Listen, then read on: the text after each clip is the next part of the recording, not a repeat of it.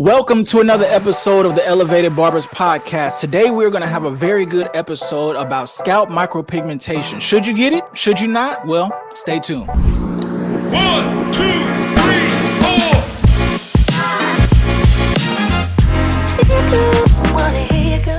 What's going on, people? Welcome to another episode of the one and only Elevated Barbers Podcast. This is Delmar, aka The Prince, and I'm here with my co-host Bradford, the business-minded barber. Today we got a special guest on, all the way from the 305, Mr. Taylor Perry. What's good, everybody? Yeah, thank you guys for having me on, and I'm looking forward to this. Yeah, this is gonna be a good one. We look forward to it too. How's the weather out there in Miami right now, man? It's summer, bro, year round. It's all year round, huh? It's probably like 90 right now. Dang. But it's that like get out the shower humidity too, though. Yeah. When you walk outside, you're already wet. Yeah.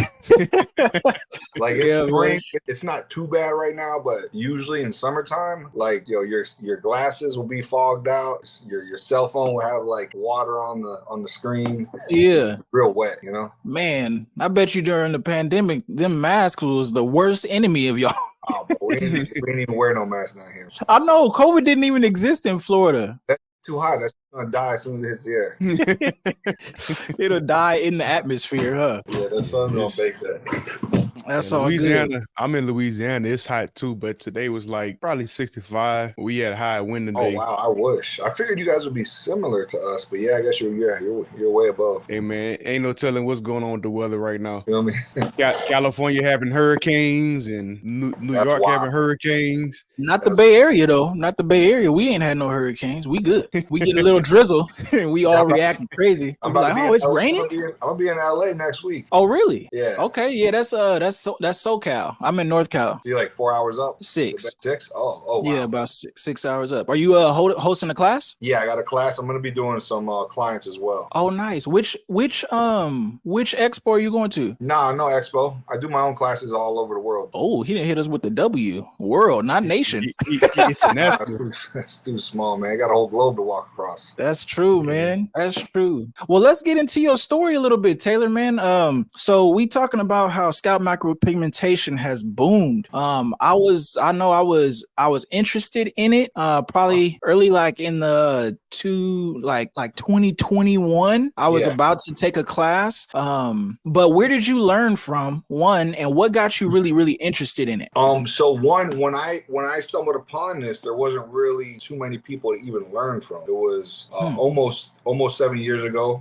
So luckily, with my background, I've been a barber working in the barbershop since I was 15 years old, 39 now. I started tattooing at 18 years old, and my older brother, he's a tattoo artist. He taught me how to tattoo. Cutting hair, I started cutting hair in middle school. By the time we went to 9th grade, I was already working in a barbershop professionally.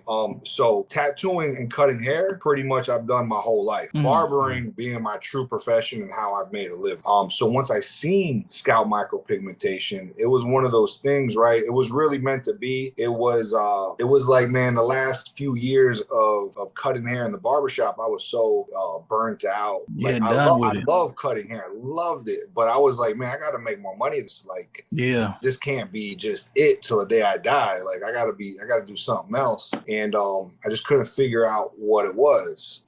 So one night I'm having dinner at my brother-in-law's house. And, I'm talking to him, I'm running ideas to him about a possible career change. And he's like, listen, you got a career change. It's on its way. God's sending it to you, but you don't know it exists. And I'm like, that's impossible, bro. Like, and I start naming all these things. He's like, yo, I told you, you don't know it exists. You're not going to guess. And I'm like, all right, whatever. Yeah. And about 8 months later, one of my clients walks in the shop and I'm cutting his hair. He's not bald, just, a little thin on top. I'm giving him a haircut. He's like, yo, T, how you like my lineup? And I'm like, it looks cool. Like, what, you put Just for Men on it yourself or something? And he was like, nah, bro, this is a tattoo. And I'm like, what the fuck? And I'm like, oh my God, bro. I was like, yo, thank you. I never knew this existed. I never knew this existed. I was like, that's it. That's what he told me about. And right then and there, with my prior experience and background, I was able to take off with it. I told the dude immediately, I said, yo, give me that guy's number who did your lineup. Gave number. I started calling him. It wasn't really like, it was good enough work to like really impress me, but it just, I'm calling him. His work is like, it's okay. So, just really nothing to show for. So I start Googling and searching him, and I'm like, yo, this is actually a thing. Yeah. I have no clue how I never heard of this. Or none What of us year ever. was this? What year was this when you were finding this out? 2017. 2017. Okay.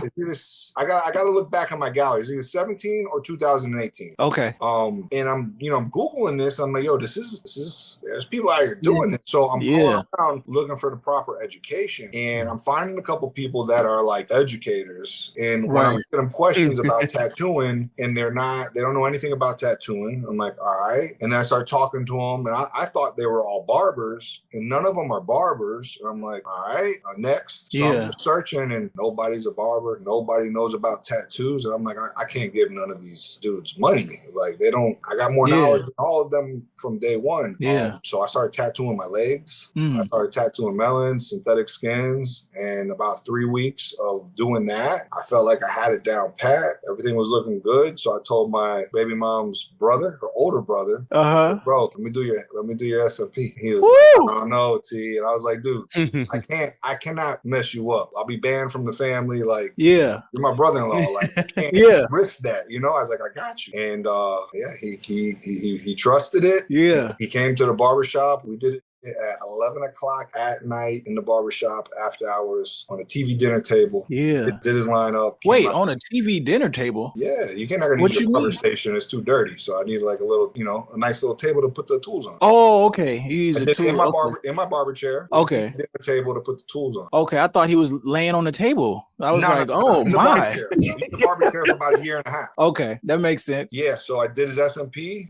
Came out great. We loved it. Off of those pictures and videos, I booked 3 more dudes by the next morning. Wow. And that's almost 7 years ago. I have not stopped since. That is powerful. But this all started with a TV dinner table in the barbershop after hours. Yeah. Man, it's crazy how the tattoo industry and the barber industry has collided to become what is now SMP, and it's saving so many people from their hairlines. It's saving them from going bald. The first thing I seen a lot of people shaving their hair, and then they was doing the SMP, and it looked good. I don't know if that's what Doc Rivers got, but he does. Man, Doc Rivers does have it, Doc Rivers line been perfect since 1992. So he's definitely rocking SMP now. I checked it out. Yeah, there's a few people that's doing it now.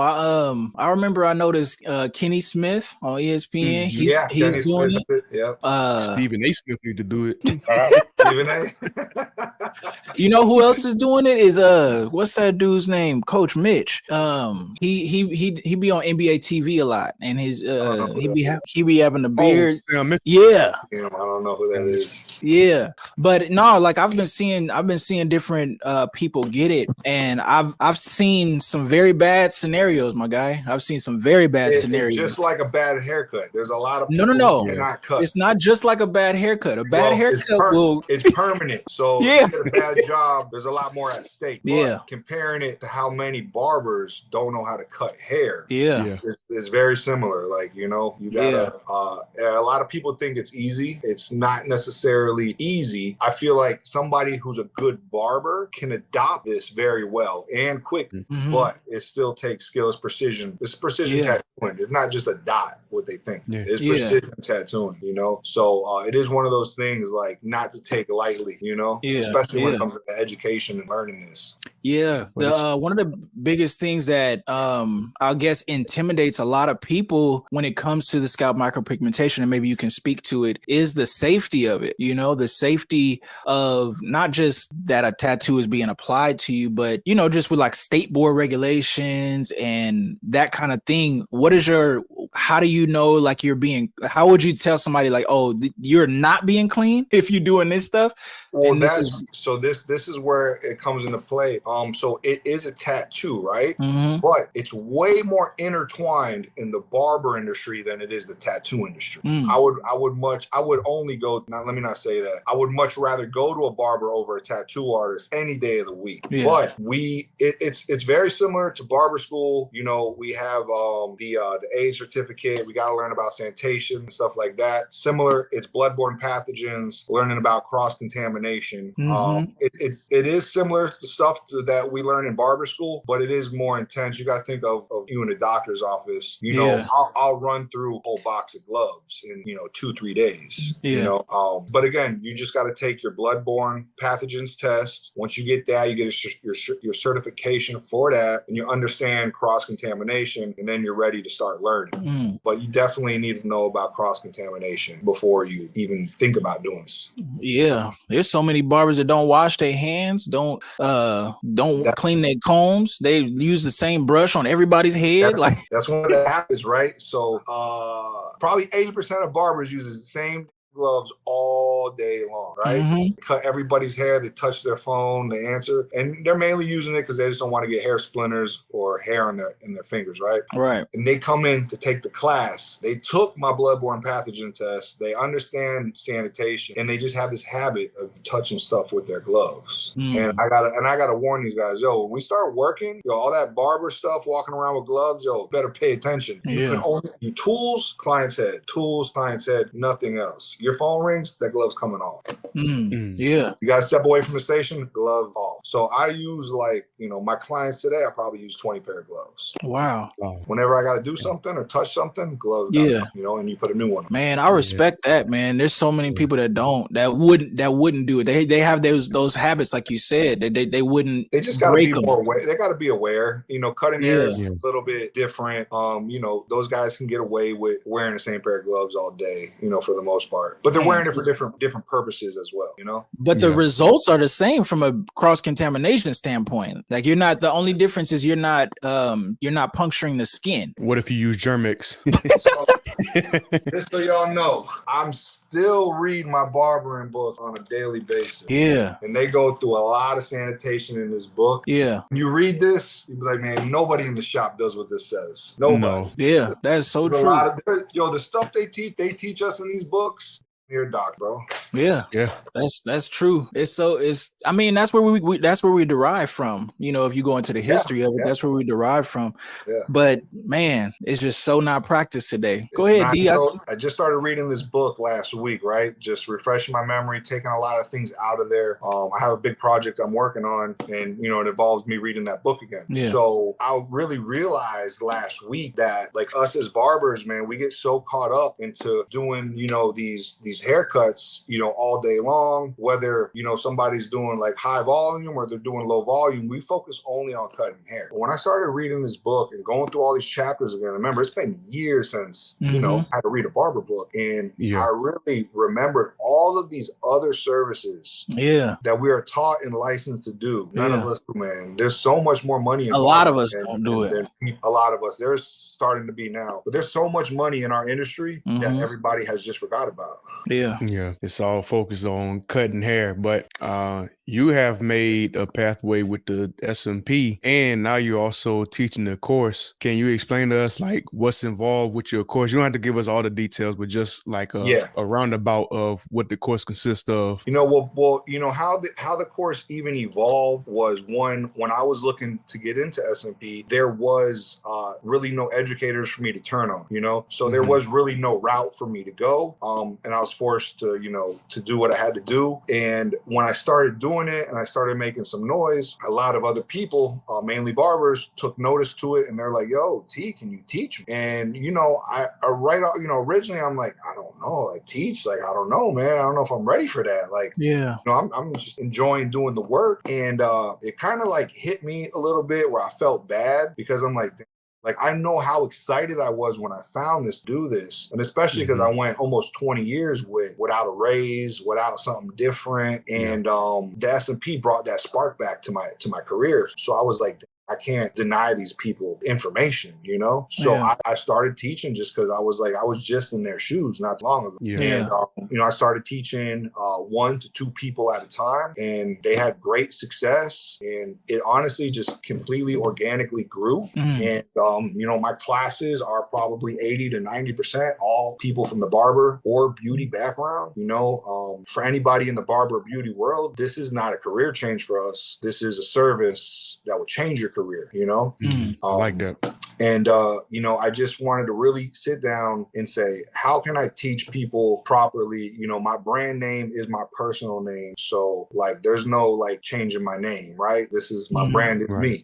So I just sat down and said, I got to give people, they got to be able to learn every way possible, right? We all learn differently. Some learn by reading, some learn by hearing, some learn by seeing, and then some learn obviously from hands-on. So I just made sure I had every aspect of the way a human can retain information. And that's how, you know, I used to build my course. That's great. Cool. That's awesome awareness as a teacher to be able to cover that, because not everybody learns the same way. You know, we came up in grade school and it was said that if you didn't learn a certain way that you were not smart. It's not that a person may not be smart. It's just they have a different learning style, and the teacher doesn't fit their learning style. So the fact that you cover all those bases is awesome, because not many people can say that as a teacher. And you know, this was stuff that I had to evolve into, because me personally, I'm not a great reader, right? I don't like reading. I don't really retain information. I could read a whole chapter and not retain a lot of that.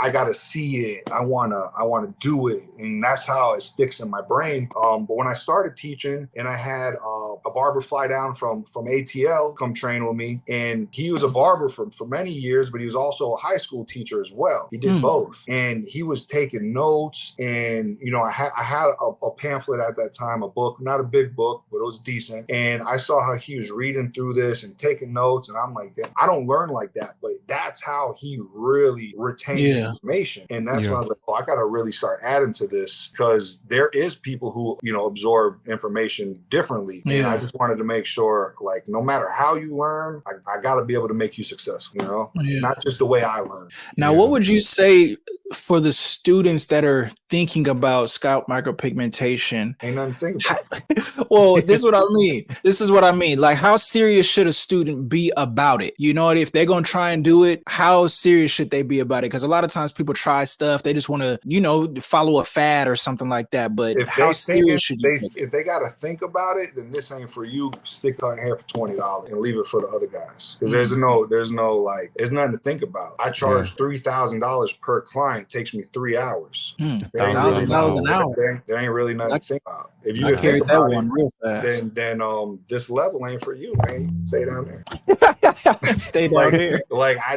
don't understand it when they do tell me, all right, cool, man. Think all you want. And a lot of barbers not even making $3,000 in a week, so it really is nothing to think about. A really good barber, and there's not a lot of them make thousands. That's a barber with some real discipline. You know, these guys, you know, they buy Jordans and then they lay it on their rent.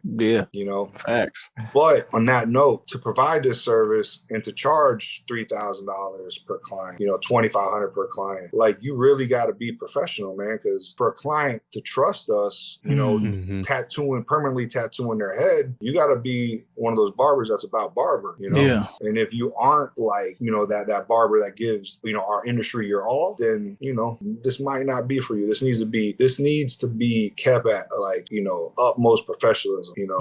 You can't be a hustler. It eliminates that hustle mentality, because it's such a serious scenario that you're dealing with, because it's such a permanent result.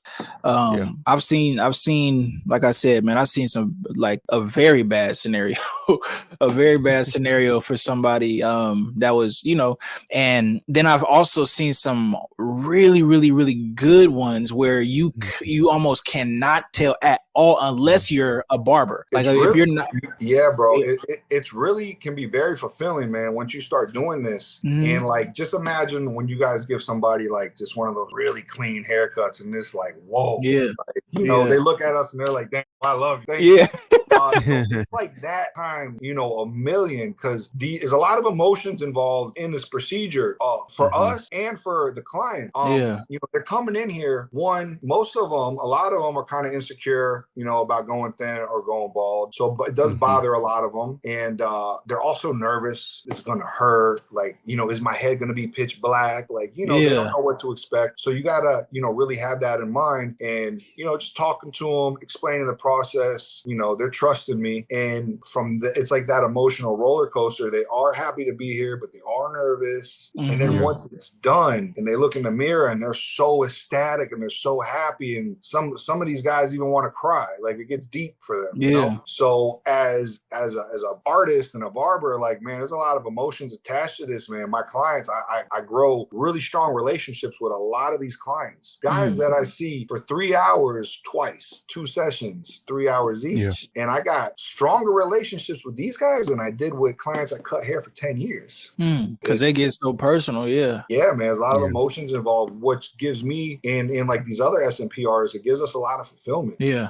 know? It's Taylor, really I have a 2-part question. All right. So do your clientele with the SMP, do it just consist of men, or do you see women also? That's the first part. Okay. The second part of that question is, I know you and I talked about on the phone a few weeks ago, being able to match hair color. A lot of guys, a lot of barbers in the industry, they use black hair enhancements and they putting it on brown hair, dark brown hair, and it doesn't look natural at all. So with the SMP, are you still matching the client's hair to make it look as natural as possible? Okay, cool. Good. Those are both really, really good questions. So one, and if you look at my page, that's going to be a really common question, right? Can we do women? My page is mainly men, more, harder lineups, that barbershop style. And that's just my niche. That's what I'm known for. And that's who contacts me the most, right? But women is a complete untapped market. I don't have a homegirl that hasn't like pulled her hair back and was like, yo, do my edges. It's for everybody. It's for all humans. It's not even, doesn't even matter if you're bald or not bald or thin. It don't matter. If you like hair enhancements, then this is for you, you know? So there is really no limit.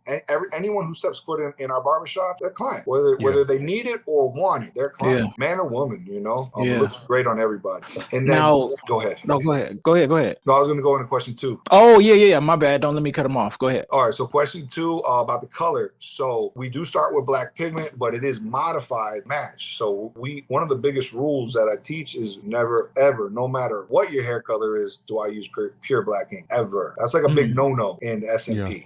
They're all modified to create like dark chocolate or an ashy brown. The hair is like brown, light brown hair, you're going to go like an ashy brown. If their hair is black, right?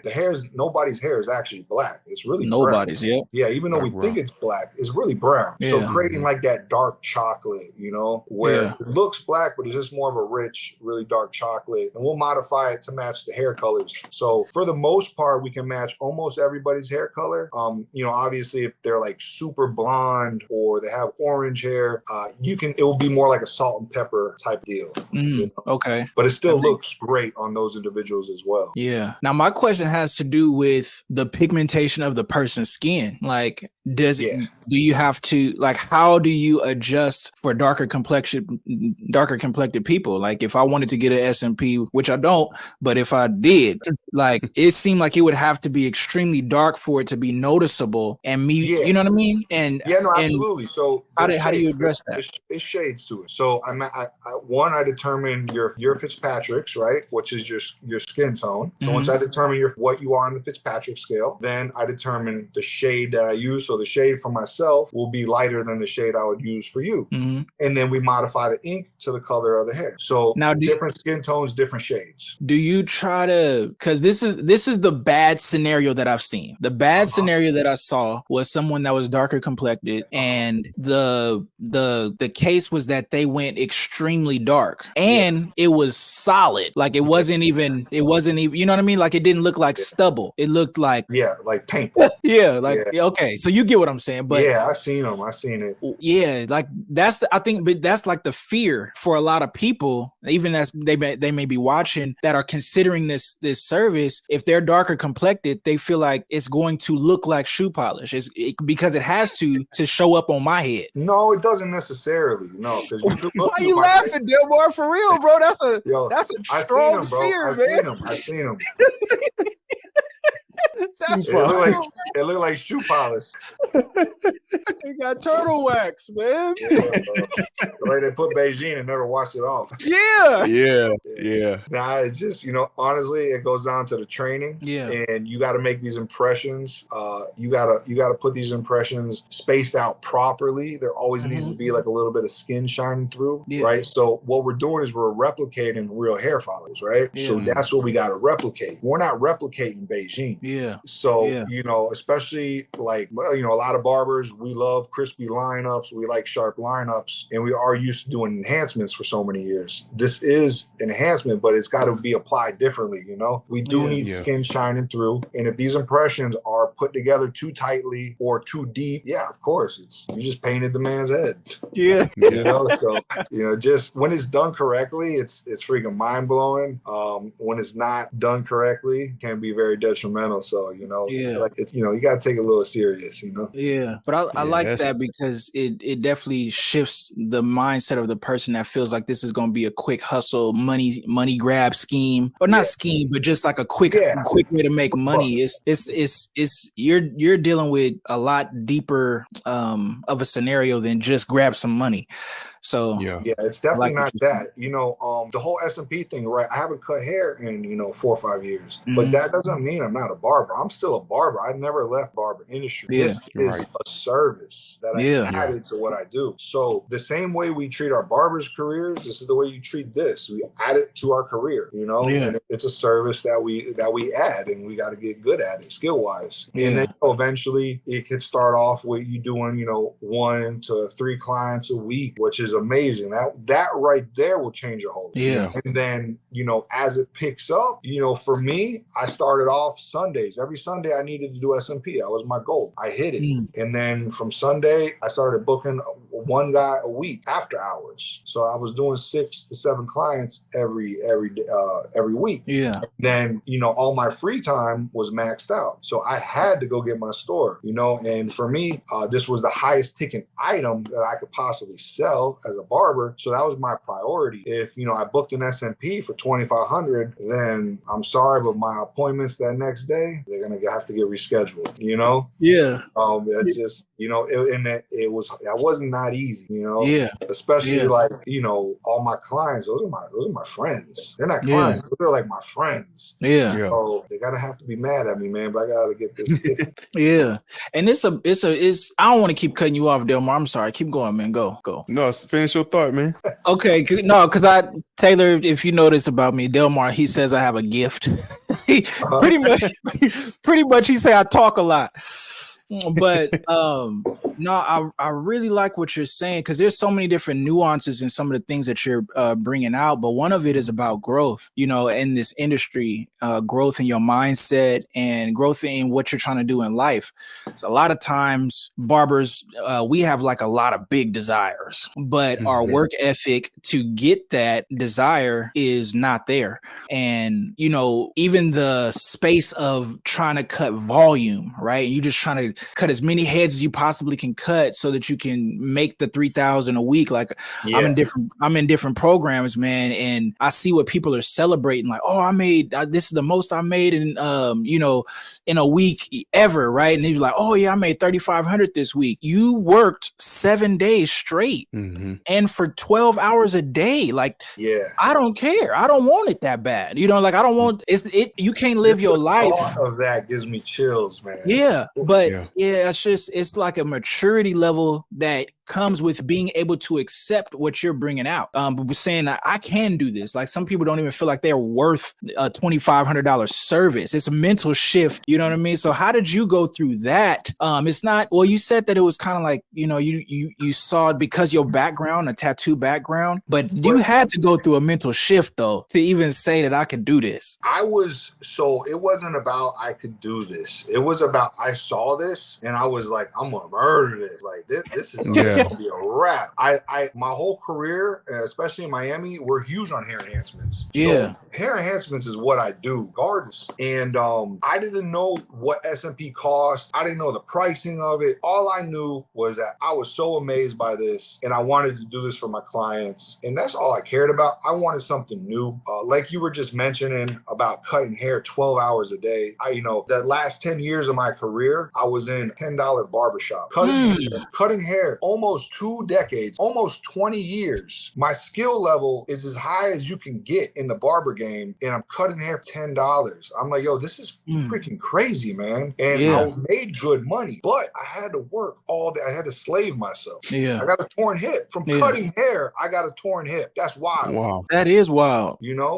So when I saw this, it was like I saw light at the end of the tunnel, and I just wanted to learn. I was so intrigued by it. It didn't bother me to practice every day. I wanted to practice every day. I loved it, you know? And then in return, months down the line, I was charging at the beginning 300, 400, 500, which is great, right? It's a whole day of cutting. To when I realized industry standard pricing, I was like, oh shit. How much? I was like, all right, I'm gonna do 3 heads a week at 2,500. I'm just gonna hang out in Miami and drive around in the Bentley. And then, I started doing 3 heads a week, and I'm just like, man, F that, man. I killed myself my whole life for $10 and $20 haircuts. I'm just gonna keep killing myself. So then my goal became 3 and 4 SMPs a day, 6 days a week, and I did that for 4 years straight. Wow. And that's how I made it here, man. Delmar, man, ask a question because I got so many that's coming, bro.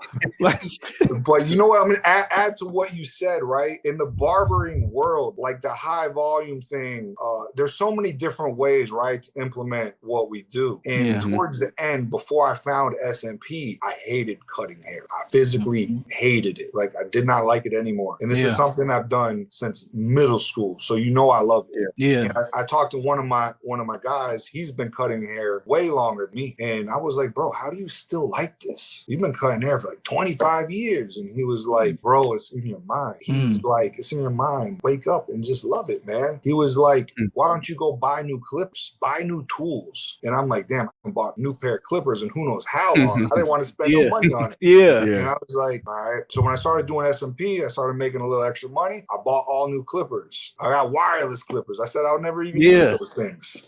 And I started buying new tools, and then next thing I know, man, I love being a barber again. And that's when I was doing my little SMP on the side. I'll cut hair. I would enjoy it. I would, give my best haircuts possible. I told these fools I ain't cutting hair for $10. My haircut's $40. That's just the way it was. Fired. And started charging 40. And I loved being a barber again after so many years. It was all in my mind, And so how much you charge for a cut now? I know you say you don't cut, but if you had to do a cut, or do your cuts only come with the SMP service? Nah, unless you're a celebrity or my son, I ain't cutting your hair. Just straight SMP. And I like cutting hair, and I would think like, damn, it'd be cool to go to the shop, just cut hair today and talk shit with everybody. And I actually tried it once. I walked in the shop. I was like, man, I'm gonna cut hair today. And they're like, all right, cool. Help us out with these walk-ins. And I cut 3 haircuts, and I was like, nah, bro, I was having anxiety. I was like, I gotta get out of here, bro. I can't go. They're like, come on, T, come on. I'm like, nah, I can't do this, bro. I'm getting anxiety attack. That's past, man. I can't do it no more. Now you elevated. You own your own barbershop? No, I got only my SMP studios, which I have 2. Okay. So with the SMP class, is it only in person, or do you have online courses available for people who... Back like what I told you guys, I had to create every way to learn, right? Especially during COVID, a lot of people couldn't fly in to see me. So I built... so you started teaching before COVID started? Yeah. You started teaching before COVID? Yeah. Oh, that's a big deal. Okay. Yeah. So the way I got it designed now, I have an online course, which is all in-depth video content, high quality, and I go over everything. My online course is better than probably everybody's in-person training. Wow. So when you sign up, you have the option. You can only learn online. If you can't make it to me, or for whatever reason you can't travel, you got the online course. When you finish that, you get a certification upon completion, and then you can take off from there. But majority of people, they take the online course. Once that's finished, then they fly in for the in-person hands-on training. Then they get a written curriculum book that they keep, and then it's hands-on advanced training trained the entire time. And I'm able to do that because I already prep them at home with the online course. So when you come in person and I got, a limited time with you, we're working on advanced stuff. We don't got to worry about the basic fundamentals. You already got that, Yeah. So I'm able to really, my retention level, or the student's retention level, is through the roof. And the success level is way higher than any other class just because of all the things. Video content, online course, and you practice, preferably a week or two out, then a written curriculum, and then hands-on training in person. And after that, we have a WhatsApp community. So constantly talk to everybody, all my previous students. I got students that are now teachers. They're in the WhatsApp group. If I can't answer, I got 100 other people that can, so there's surprisingly, it's really cool because over these years, usually you always got like a hater here and there. The online, the WhatsApp group, bro, none but love. Everybody helps each other out. Everybody. And it's cool because I'll see students, nobody's ever met each other in person through me. They met each other in the WhatsApp group. I trained all of them, and I'll see them posting videos together. They both live on the other sides of the country, but everybody connects and links up when they're in each other's areas and stuff. Yeah, no, that's tight because you build a community. You know what I mean? Like you build a community around the knowledge and around the mindset for the growth that you're trying to see in your life too. Like, so, anybody that's trying to grow in anything, you got to get around people that's doing the same thing. So it makes so much sense that you got that. Yeah. Oh, so I want to ask you this, man. I should have asked you this earlier, but you just recently went to China? Yeah. Went to Asia? Yeah, man. So, it's real surreal, man, to me a lot of times. And I'm so busy trying to grow that sometimes I don't even realize this. My girlfriend, pulled me aside one day and she's like, bro, you realize what you've done? And I'm like, what are you talking about? And I come from cutting hair for $10, right? That's like the bottom of the barrel in our industry. Yeah. Even though I made bank doing it, it's still like, well, it's not something you want to glorify. Doing this, as of right now, I got completed clients in all 50 states, all through Canada, and on every continent on the globe. I also have students on every continent of the globe. Wow. I'm sponsored by FYT, which is a needle company. And these guys, man, believed in me so much, bro. They fly me all over the world. Wow. They flew me to China for 19 days to the factory where everything's made. Then we went to this big expo in Asia. Then from there, Australia, more expos, Canada, Puerto Rico. I just signed a contract last week for Medellin, Colombia coming up. Oh, wow. Yeah, man. It's it's pretty crazy. I've traveled all over the world, and it's literally just from starting with my TV dinner table, man. Man, that's crazy. That's huge, man, because you took a vision or you took advice from your brother-in-law. You was already being dibble and dabble with tattoos and then cutting hair. You merged the two together, became one of the biggest S&P artists. I say artists because it's true artistry to be able to do that with the S&P. And you took it, you developed a course for it. You have so many teachers that have come off your tree, so many students, and then now you're international with the S&P. That's huge, bro. Like that's not a small thing. Man, that's big. And now you have your own needles as well for the S&P gun. Yeah. It's pretty crazy, man. I appreciate it. And when I do my classes, it's called S&P, training course, right? Hands-on training, but it's really a big motivation course, man. It's really self-development. When they come in, they're coming in to learn S&P, but me and everybody who works with me, when they come in, like my job is to show them like nothing is impossible. And especially like barbering. A lot of people don't realize, man, barbering can take you anywhere you can possibly imagine, I always say that barbering is really a vehicle to take you to the life that you want to live if you learn how to drive it. So just being able to have the mind to accept that you want to take control of your future and don't just let life hit you. That's a big thing. And your story is an example of that. And I want to just highlight, man, when you see somebody who got the following that you got and got all this notoriety and all this stuff, man, it's really refreshing to be able to speak to you and have like a real down to earth conversation. And, you still remember where you were. You remember who you used to be, where you came from, and you're turning around to support the person that was like you or that is like you. You know what I mean? And it's versus looking down on everybody and saying y'all need to step y'all game up.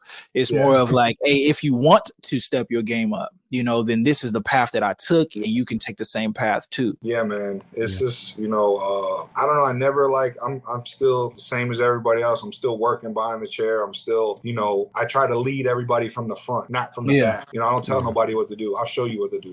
Yeah.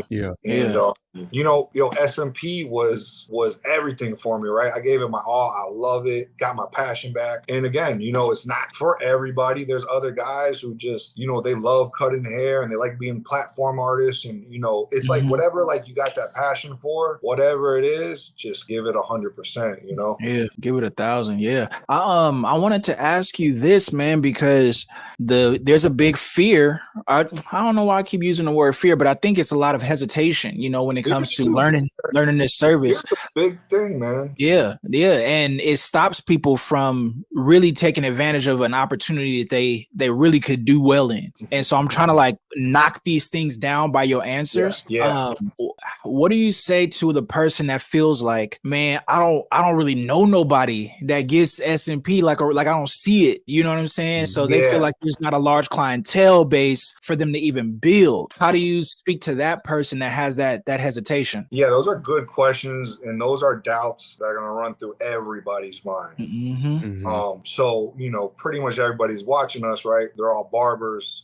If you guys are a barber, you have clients that sit in your chair, then you got clients for SMP. This is real simple. It's for all humans. There's no shortage of humans on this earth. You got the whole globe full of clients. You know, it's all about awareness, making awareness. Bring it more home, man, because it sounds too good to be true. It sounds too good to be true to say because like you said, you had how many of your $10 clients became SMP people? That was my whole portfolio. That's how I made $1 million from my $10 haircut clients. Wow. So let me bring it back home. That's a good way to put it. So how I started, right? My first year of SMP, I made over 100,000. My first year, that's not cutting hair. That's on top of cutting. First year, right? So my goal was to make money, right? In SMP, I have to be really, really good, and I need a big portfolio, right? I got to show people what I can do. Yeah. So my goal, my objective was get good and to build a portfolio. Money was not in the option. Money was not in that equation at the time, So all my clients that came in, I would look at them like, damn, SMP would look good on him. Let me offer it to him, And I was very picky of who I did, all right? I want the easy job. I want the jobs that I'll feel comfortable doing. And I would do them for free, And I would build my portfolio. I'm gaining skills. And I would have to create leverage of why am I going to do these guys for free? Because nobody wants to be test dummy. Right. So, once I did my brother's head, I booked 3 more guys with those photos. Those are people that were close and knew me, trusted me very well. Their heads came out great. Were those first 3, were those paid or were those also free? No, those are all free. Those are my friends. Okay, friends and family. They were for free. Still to this day, I do people pro bono if it's going to benefit me. So did those 3 guys free, got pictures and videos of that. Now that is getting in my portfolio. Yeah. Leverage, right? That's a little bit of proof in the pudding. So I was very relentless. If you stepped foot in the barbershop, we had 8 barbers, including myself. All of us did 20, 30 haircuts a day. It was a busy shop. Yeah. So think about every person that walked in that barbershop, I had to show them my phone. And I told any of the barbers, if you guys help get me a client, I'll throw you $100. So they're like, yo, T, show this dude your pictures. Show him your pictures. All day long. I'm like, yo, check this out. Whether they laughed at me or they didn't even respond to me, that didn't matter. I just had to make it aware of what I was doing. Brand awareness. Yeah. Right. So if you came to that barbershop during that first year, my SMP career, you saw what I did because I showed every human that walked through that door. Wow. And with that, I was able to build my portfolio. Yeah. It was just consistency, and it is frustrating, right? It can be discouraging, especially what I've realized over time is, I got one of my boys, Chino, comes in for a cut. I cut him every week for years. And I'm like, yo, Chino, this will look good on you, bro. Like this guy, I want his pictures bad. So I'm showing him, what I do. He's aware of it. And I'm like, bro, I got you. Like, I'll get it for free, bro. And he just looks at me and he's like, don't say nothing. Just kind of like turns his head and keeps getting his haircut by me. So in my mind, I'm like, man, this dude's driving me, bro. Like, you just gonna turn your head and not even answer me. So I'm like, whatever, man. I took it personal. I was upset, Yeah. And coming to find out, he just don't know what to say. Yeah. This is new to him. He doesn't know. And 4 months later, he's like, yo, T, you still want to do my head for free, bro? And I'm like, yeah.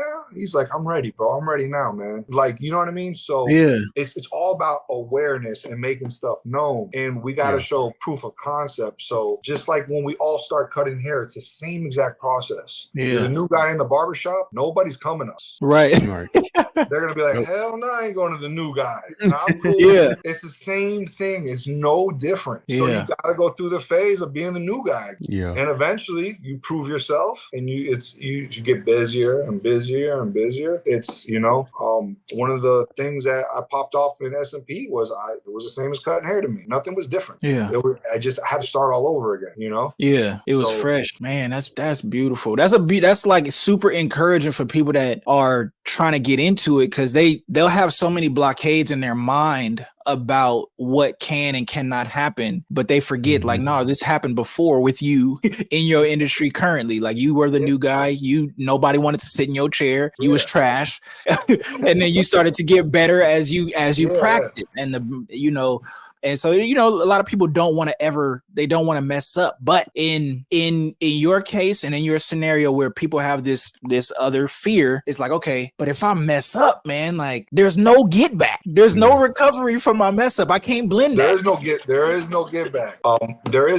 no get back. So yeah, you're right. So that's why being trained properly and following the protocol step by step, the blueprint, you could say, it's failure proof.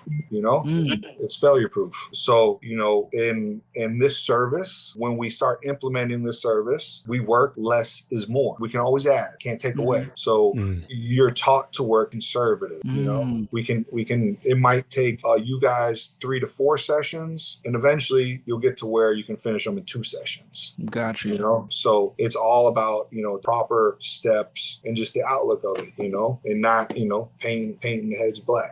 It's basic steps, Yeah. And, my conclusion is I see somebody who gets good in 2-3 months and starts making boatloads of money, and I see a guy who barely starts getting it in a year, and they still not even making money. And honestly, whenever that guy that starts to get good after a year or two, they spent the same amount of time practicing. So if not the guy who took longer, probably in the long run and practicing more. So if you just start, an hour a day, 45 minutes a day, 4 or 5 days a week, you're gonna get good fast. Yeah. Yeah. If you do it once a week, just like the gym, you're never going to get results. No. You're always going to be out of shape. Yeah. Every day for an hour, you're going to get in good shape. You're going to get good quick. Yeah. That's a great question that Bradford asked, man, because, it's a mental blockade. You'll think that there's not a market for it, but I believe that there's not a market for it because there's nobody marketing it. You got to be that one to put it out there. You got to be the one to learn the craft, learn the service and put it out there. I was in my area where I cut hair at, nobody was shampooing hair. I was one of the first ones to start shampooing hair because people thought it was weird for another guy to shampoo their hair or whatever. I'm like, but it's money in it. Once I started doing it, I started noticing more people started booking shampoo service because that's what they wanted, but they just never inquired about it because they didn't have anybody to teach them or show them, hey, it's not weird for another guy to shampoo your hair.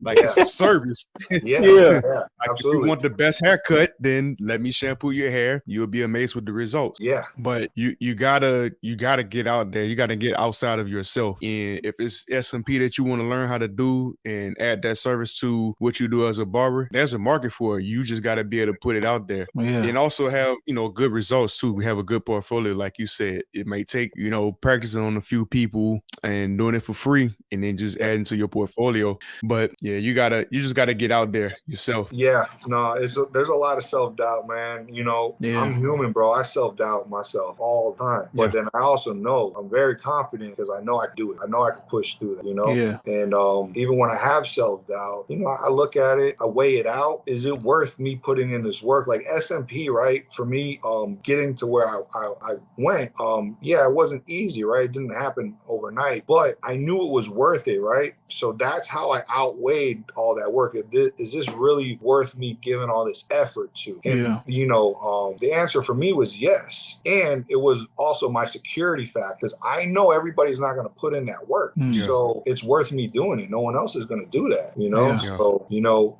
when you want to learn like SMP, you know, what we're talking about, is it worth you putting in the work? Yes, it is. Because all the other barbers in your area, they ain't going to put in that work. You know, so it's worth it, you know? And it's also the return on investment, you know, like your time, bro. Like I'm thinking about all the people that is you, if you are as committed to your growth as working 7 days a week for 12 hours a day, then you could definitely shift your perspective and learn something that can bring you a lot more money and give you a lot more bang for your buck, for your time. You know what I mean? So that's good. And there's like, just to add a little bit of seasoning to what you just said in the self-doubt area, like there's 4 major things, and I learned this in like a business class, where people won't be able to be as successful as they could be. One of them is like you said, self-doubt or self-ignorance, right? Like if you just don't know who you are and what you can do, like you've never taken time to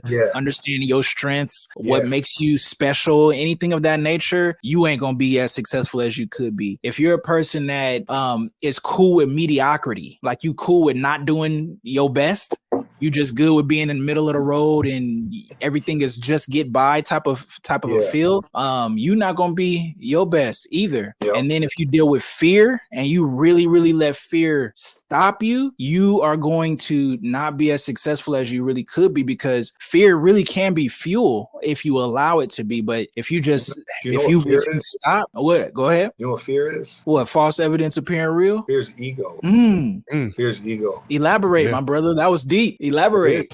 I learned this from talking to a psychologist, man. And you know, we all have ups and downs in business. And, you know, she was always like, yo, why are you so worried about being successful? And she was like, you're scared to fail. And I'm like, yeah, I don't want to fail. Like, nobody wants to fail. And she was like, you got a big ass ego. And I'm like, no, I don't. Like, I treat the gender the same as I treat president. Like, what are you talking about? And she's like, nah, you're scared to fail. You got an ego. And I'm like, huh? And she started explaining to me, if you're scared to fail, you have an ego. And you got to detach yourself from these things. And in actuality, the more we fail, the faster, the closer you are to getting it correct. Fear is that a failure is actually a good thing. So my fear of failure is, you know, the more I fail, the closer I am. It's actually, failure is not necessarily a bad thing. You know, they say you never lose, you learn. So, you know, a lot of us not doing the things that we dream about in our heads almost goes to the ego, man, of not wanting to, man. No successful person has lived life without some sort of failure. Nah, everybody got a story, right? All the big ones, all the great ones, they got story. I think Steve Jobs started off in his garage at home. And now Apple is this big conglomerate. Even after he's gone on, he's passed away, but Apple's still thriving. Got to start somewhere. And one of the things, like with the SMP for me, was SMP opened up the door, right? And I started making a lot more money. And I also wanted to start doing like hair units. I want to start doing all these other things, which I like personally love. I know I was good at all of them, but one of my boys, he's a tattoo artist, and he was like, yo, T, you can't do everything, bro. And I'm like, what do you mean? I can do everything good. He's like, yeah, but just so you can do everything good, you ain't gonna be great at nothing. And he was like, in the tattoo industry, all the famous people are known for a certain style. This guy is known for whatever Asian tattoos. This guy is known for black and white tattoos. This guy is known for color. They can do everything 100%, but they're famous because they chose one thing and they stuck to it. You know, they gave it their all, you know? And, that was actually a big saving point for him. And I said, yeah, you're right. He was like, bro, just stick to SMP. Don't do nothing else. Don't do nothing. Only that. And that advice hit me hard, and I gave it 100%. And definitely, you know, even like what's it, Bill Gates? Mm-hmm. Bill Gates owns like, what's a business he don't own? He owns the whole world. Right. But Bill Gates got rich from one thing only, Microsoft. Yeah, so it was him focusing on one thing. Yeah. After that, he got all these other eggs in different baskets, but it was one thing. Yeah. Yeah, No more. You the Michael Jordan S&P, man. I appreciate it. Yeah, man, this is good, man, because this episode has hit so many different elements. Like, you think we're sitting here talking about S&P, but just like you said, like with your class, it goes into personal development. You know, this episode has to do with you being able to lift your mind, elevate your mind on who you are and what you can do, making sure that you don't have no limits on your potential. You can take the ceiling off your income if you want to, just by learning how to think differently, see yourself differently. So this has been a outstanding episode. I don't know if we about to end it or not, but I just feel good. This has felt like a very good episode. I appreciate you guys. This definitely has me want to take your class, Taylor. I have a client. He asked me back in January. He said, "Man, you interested in taking S&P?" I was like, "You know what? I never thought about it." And he showed me this chick on TikTok who do S&P. He like, "Man, I want to do this bad." He said, "Man, but I'm only gonna let you do it. So you take the class, let me know." So I said, "Man, I'm gonna think about it, get back with you." And then me and you had the conversation a few weeks ago. We talked on the phone, and I'm really thinking about taking it, man. It's not even a thought. I am gonna take it. It's just a matter of when. But listen, whenever you do come, like, you're gonna get everything from me. Everything. You know, I love it. You know, I love it. For me, that was a game changer. You know. You know, anybody watching it, the viewers, you know, whatever, you know, to uplift us in our industry and our careers, just whatever you got the passion for, just give that your all. Don't have stuff, nothing. Give it your all, or don't do it. Don't have stuff. Just don't do it. You know, so if you're going to do something, if you want to change your career, whatever, it's S&P or if it's something else, just give it everything, and it will pay off. You know. So how would that was a mic drop? I caught it real quick to bring you back up, but. But for a person that does want to learn, how can they get to you? What website would they go to? What are you available to give the price points, or should they go to the websites for all of that information? I have a sale going on right now.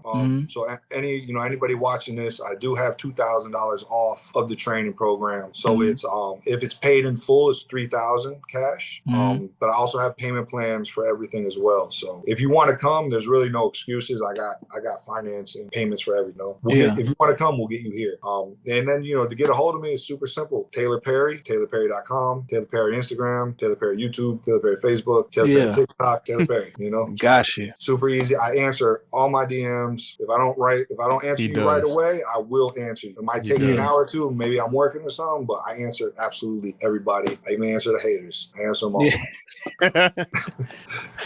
Man, that's tight. So this is my last question for you. What is your next big thing, man? You know, like, you've achieved a lot of things that some barbers would consider the dream, but for everybody that owns a business that has gotten any form of success, we all know that once you achieve something, you're still trying to grow, because you know that there's more to do and life has not stopped. So if you stop growing, then you start dying. So you are a person that obviously is someone that's always trying to grow. So what is the next big thing for Taylor Perry? I got, like I told you before, I'm rereading my barber book, and I got a big project coming up for the scalp micropigmentation side of things. So I'm not gonna give you no details, but it's big. Yeah. And besides that project, honestly, world's a very small place, and you know, I'm just gonna keep traveling this globe, making people look and feel better. Nice.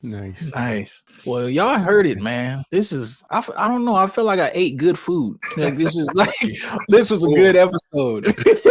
I appreciate it. Yeah, it was good, man. I had a really good time. Just another gem, man, for everybody watching. Yeah. You know, my platforms have grown over the years, and you know, they've grown pretty decently. But that took a lot of time to grow. And with under 20K followers, I had like 15,000 followers. I made over 7. So, you know, one of the big things, right? The doubts that we were talking about. You know, they see all these, you know, influencers, celebrity barbers with really big accounts and everything like that. But it don't matter, man. It don't matter if you got 2,000 followers or you got 500,000 followers. It really don't matter.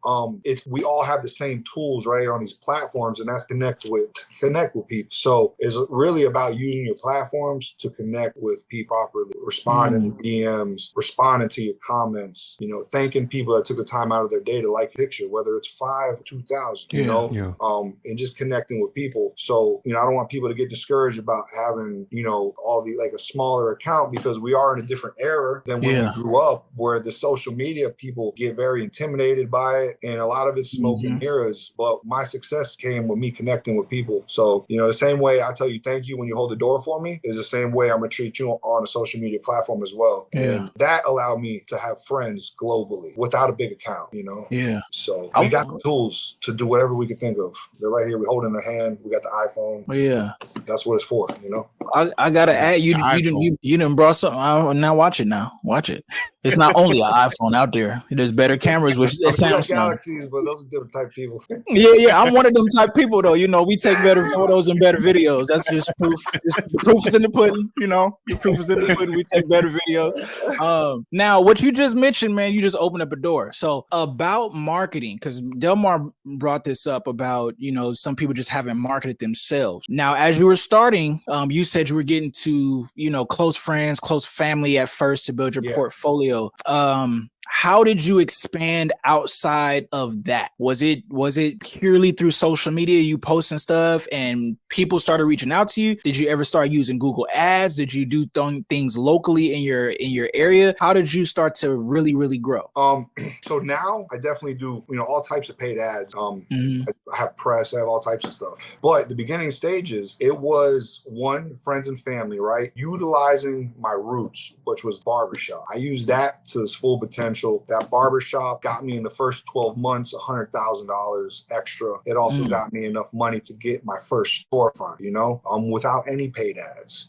Once I got that storefront, and then there's little things that I used to do. And again, this is what I just basically touched on, was I use social media platforms to connect with people. So I would go to a hashtag of LA Fitness in Hollywood, where I used to work out at. And instead of me going up to everybody in the gym, showing them what I do, I would just look through everyone who tagged the location. I just like all their pictures, like their story, write a comment, it's a good workout, I'm gonna try that tomorrow. And I would just, make conversation. I would be social on social media. And then they're gonna be like, look at my page, who's this guy that just wrote a comment? And then they see what I do. And I'll be in the gym and you tattooed a line, that's dope. And I would do that. I do that at restaurants, I do that at the gym, I would do that all over the community. And everywhere I went, I would touch those places on social media, and I would just grow like that. And I was a familiar face. I made myself a familiar face in my community, and it grew from that. And then I just applied the same thing. Once I realized people would actually jump on a flight, come see me, then I would do the same thing all over the country. Man, what was that like? First time somebody said, "Hey, man, I'm gonna fly in."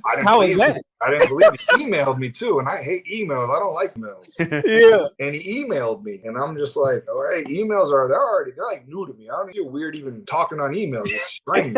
So I email him back. I respond, and he's like, yeah, I want to get my hairline done. And he sent me some pictures. And then I was like, yeah, come through. I got you. And he flew from Brooklyn. Wow. Got it done. I was like, oh, shit. Really came. Yeah. Really cool dude. Still to this day, one of my really good friends, this guy. Nice. And he went back to New York. And when I tell you, this dude would call me at least once a week. Yo, T, I got another one for you, bro. I'm gonna send my guy down. And this guy probably sent me 30, 40 dudes from New York. What? Oh, wow. Yeah. From him, I've met so many celebrities, so many big time people. If it wasn't from him, it was from somebody he sent me. Wow. And then, somebody from Los Angeles hits me up and yo, I'm gonna come to Miami. And I'm like, nah, bro, that's crazy. And he would just fly in and get it done. And then I'm like, damn. And it was a snowball effect. And then I realized, to drive home in 5 o'clock traffic in some cities takes you 2 hours. The same damn time flight. Like, I could come fly to you guys right now, eat lunch with you, and come right back home. It's a flight. No, you could do that with Delmar. You can't do that with me. I'm all the way on the West Coast. I'm all the way on the West Coast. It's just man, it's about connecting with people, man, and they're gonna come to you. They're gonna come to you. It's just a flight. $200, $300. That's all. Even if it's 500, 600, like people gonna pay for what they want. That's just a fact. You make if you allow people, if you let people know what you offer, the people that value it will come. Like that's just a fact. It's it's all mindset, bro. Like we talked about earlier. Originally I was like, man, everybody in Miami and South Florida I'm gonna be busy with them. Coming to find out, this is like 10% of my clients. I don't even really do too many local people. And then East Coast, New York, and the East Coast was flying in. I'm like, all right, cool, but nobody from the West Coast is gonna come. Then they started coming. Then I got people from Hawaii, Alaska, and I just realized like the world is small, man. The world is small. Like, so now when I do projects and I'm working on other things, I'm not looking at United States or looking at my city. I'm thinking globally, because it's really like the world is small, bro. We're born, most of us, we live here in the United States and we think that's all there is, right? There's a whole globe, man. There's nothing but a flight away. There's no shortage of money. Whether we're in a recession or not, there's no shortage. No shortage of resources. It's just you got to be creative how to get it, because it's here. Somebody might be holding it, and that's what they call a recession. They just holding on to it. It's still here. How you gonna get it? Figure it out. Man, he dropping gems. He did. I just want to add to that is when we begin to see the value in ourselves, and I'm learning this as we speak. I'm learning this as a person, and I'm learning this as an entrepreneur. When we begin to see the value in ourselves and be more confident in what we in what we have in ourselves and what we see in ourselves, then other people begin to see that value as well. And it's like you said, people spend money on what they want to spend money on. I see cats buying $300-$400 pair of sneakers every week on the sneakers app, but that's because that's what they value. But if we put something in front of them that can show them this is something that I have that I think that you may value, they ain't gonna mind spending that money or taking the flight to go get an S&P service or whatever the case may be. We have to believe in ourselves and all the people that believe in us. It's all confidence. Go ahead. It's all, my bad to cut you off. And like even in the beginning stages, right? Like think about this, right? I worked in a $10 barber shop, and then I was like, man, I can't do this no more. I gotta charge these dudes at least $20. Like this is crazy. And I felt bad and scared to tell somebody $20. Think about that. I was scared to tell somebody to give me $20 for a haircut. I've cut hair for almost 20 years. And then one day I was just like, nah, fuck that. Or more. That's just it. And I did it. I lost people. That's actually kind of the point, to lose the people. I need to get the ones that don't mind paying more. And when I started S&P, I was scared to tell somebody $300. I was scared. I was said it like, give me 300. And then they'll try you and try to bargain with you. And then I got comfortable with 300 and 500. And then I'm comfortable with that. Now I was scared to tell them 1,000. But it gets to the point where I'll tell you 100K, like if it's $5, that's what the price is, the price. That's it. There's no bargaining.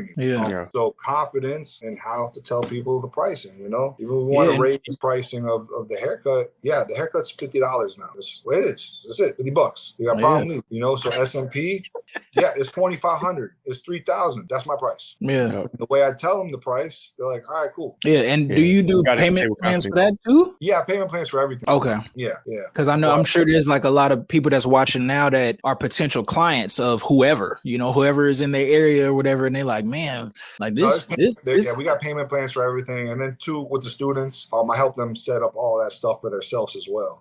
So you actually coach them into becoming a business that does this. It's not just, this is how you do the service. Good luck. No, I don't do that. I want you to be successful. I also sell products. So if you fail, who the hell's gonna buy my product? You gotta win, It's a full circle, man. You gotta win. But I go over a lot of marketing, a lot of branding, and a lot of how to connect. I call it a marketing class, but it's more how to connect with people, more how to implement this into what we already do, in the barbershop. Yeah, man. So he got it all covered. He got it all covered from the rooter to the tutor, man. If you want to do S&P, man. Hey, I don't know who else I would want to go to. Yeah, me neither. It's an open book too, man.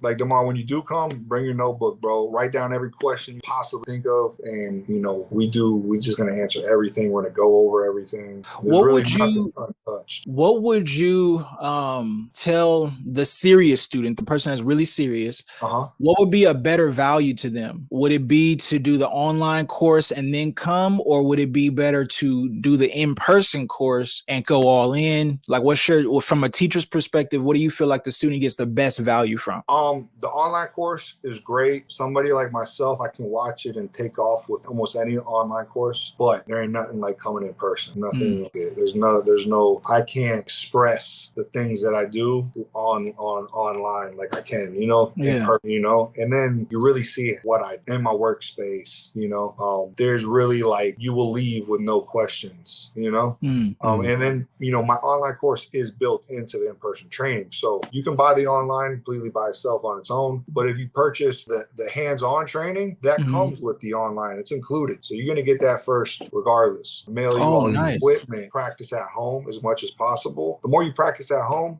I say 2 weeks, a week is perfect. That's enough to get comfortable and familiar, but it's not long enough to create a bad habit. And then when you come in person, I'll tweak whatever I got to tweak. And then, you're very familiar, and you will see what I do differently than if you come in from scratch. Nice. Now, this is me, I'm asking a lot of questions, I know.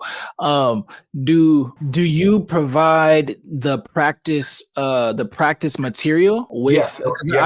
Because I have a friend that does microblading, and she's one of the educators in that space, and she does like you, I think you mentioned it, like she has like play skins or something like that.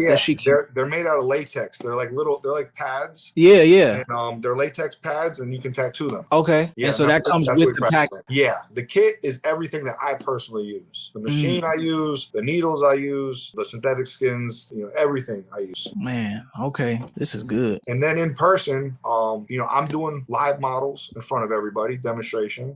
And the following day, we're doing live models together. So they're going to work on a real client. Oh, wow. Yeah, and that's something that like a lot of these guys, if they say they can, they still probably don't. I gotta not only sell the model, but convince the model that your work is the work you're gonna get is gonna be my work. And them to let a student work on them, which is, it's not hard for me to do. When I talk to people, they kind of they trust me. There's ways to do it. I've never had any issues, but they do get to work on real people while they're with me. Man, that's big, because that's a big concern too. It's like, man, I ain't got nobody that's willing to do that right now. I don't care how gangster you are, everybody's a little nervous.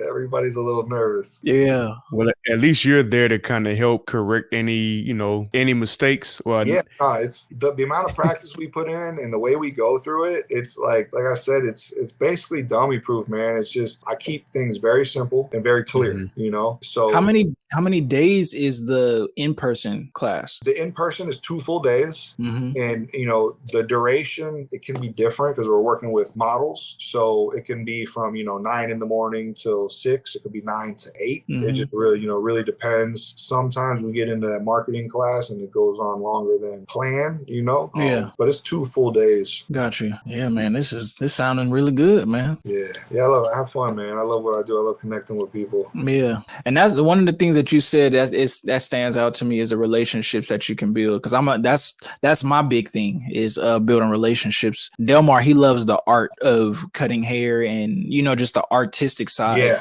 of barbering, as well as the relationships. And for me, it's relationships first. Yeah, and I like that. That's huge, man. My whole life's built on relationships. Yeah, everything. Yeah, man, that's tight. And you got a good family and everything, man. You got children, all that. Yeah, I got a 9-year-old son and an 8-year-old daughter. Yeah, I got their mother, my mom, her dad, and then I'm not with the mother no more, so my girlfriend as well. Yeah. So yeah, I definitely got a lot of people to support. Yeah, man, that's tight, man. Yeah. Wait, did you say something about a Bentley earlier? Yeah, he did. He taking his kids to school in a Bentley. No, I don't got no Bentley. I do got a handful of cars. I do like exotic rentals in Miami and stuff. So I have a good amount of cars, but those are for they work. So you rent those cars out to people? Yeah, I have car rental service now. Oh, you do Toro? Hell no. Toro's horrible. Nah, man. Toro's crazy, bro. They got Mercedes S580, like the new S class. Man, Toro, that junk's like 150. Yeah. Like, my S class payment is $3,000 a month, bro. That doesn't even make sense. When I rent the car out and through brokers, we ran them out for $500 a day. Yeah. Toro might be good. It ain't good in Miami. Oh no. Yeah, y'all got the exotic like crazy, Miami. Bro. I think I just rented. I go to LA Sunday, and I rented a Range Rover, and that's like $150 or $130 a day. Yeah. And I'm like, how are these guys even making the car payment? This doesn't make no sense. All right. Thank you. Right. But yeah, Miami's real big on rentals, man. Like, there's so many tourists down here, so the car rental business is really good over here. Yeah, I think Rick Ross, he said something on the interview that all of his vehicles that he purchased them for a reason, because he rent them out. I guess he does that in Miami. People be looking to rent out exotic cars. Yeah, they do. If you got a Lamborghini in Miami, you're making some guap. Yeah. You get some guap. You get like damn $15K for the whole weekend type. Oh my God. Yeah. Man. He's a businessman, people. He's a businessman. I'll start with $10 haircuts, man. I know you grew into it, man. You grew into it. That's beautiful, man. This has been a good episode, bro. Like, I think we do need to end it, because if we don't stop it, man, people ain't gonna come back. Yeah, actually, I gotta go see my kids, man. They waiting on me. Well, Taylor, man, many thank yous, bro, for taking some time out of your busy schedule, just to spend time with us. And I shouldn't say just to, like, this was a quality time for you too, I believe. But yeah, absolutely, man. Yeah, thank you a lot for just providing the value that you did. Delmar did an outstanding job doing vetting and finding you, man. And this has been valuable. I appreciate it, man. I appreciate it a lot. Like I told Delmar when we were speaking, just what you guys are doing in general, man, is big ups to you guys. Everything you guys are doing is helping our industry, and we got knowledge. It's our duty to pass it on. Yeah. Our barber industry came a long, long way, and it's still going up. So like the role that you two are playing is uplifting our industry. And as long as people keep doing like-minded things, man, we're gonna keep growing. So it's all about. Yeah, that's I appreciate you guys a lot. Thank you. Appreciate it, Taylor. On that note, this has been another awesome episode of the Elevated Barbers Podcast. This is your host, Delmar, with Bradford Kelly, and our guest, Taylor Perry. We out. Peace. 1, 2